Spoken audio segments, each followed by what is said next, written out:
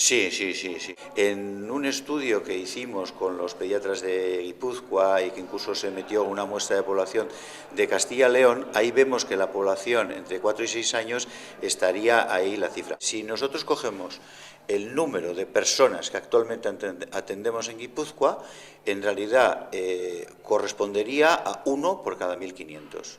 Pero claro, ¿qué ocurre? Que ahí tenemos las personas mayores, pertenecen a una época en la que la capacidad diagnóstica era muy limitada. En realidad eso es algo que ha ocurrido en todo el mundo. Ahora, en el Reino Unido, Baron Cohen está hablando de cifras inferiores a 1 por cada 100.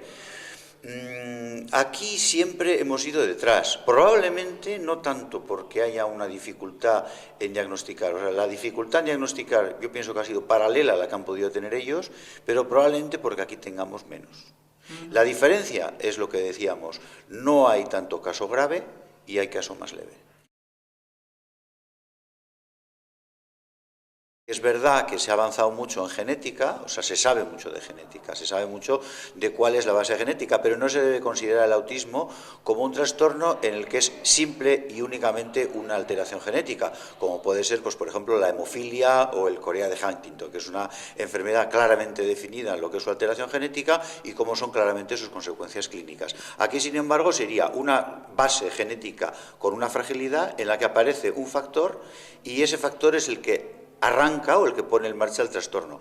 Durante muchos años ha habido muchos posibles factores ambientales. Sin embargo, últimamente, este equipo del Mind Institute, que colabora con la Universidad de California, ellos sí que han avanzado mucho en ver que podía ser un trastorno de la autoinmunidad la que dañaría, entre comillas, al cerebro y haría que apareciera el trastorno. Y entonces, como el interés de ellos es no solo estudiarlo en población estadounidense, anglosajona, quieren una muestra de otros países del mundo y ellos, bueno, conocen que aquí está muy bien clasificada, muy bien estudiada la muestra, nos han propuesto colaborar con ellos. Entonces, en concreto, es mandar la sangre de 50 personas guipuzcoanas, aproximadamente, a California para que estudien la sangre y estudien, pues, todos los factores clínicos.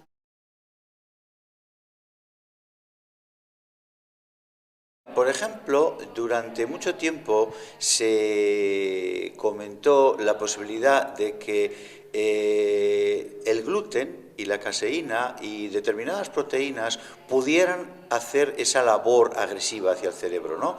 Entonces sí que es verdad que durante unos cuantos años se identificó como que efectivamente en algunos casos había podido ser esa la causa. Sin embargo, eso no se ha podido extender. Claro, ¿cuál es la conclusión?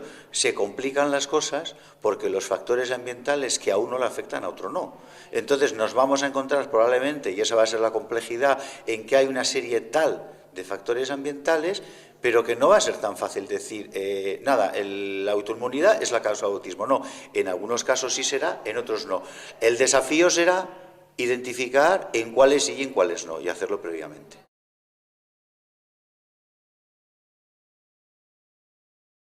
Yo pienso que sí.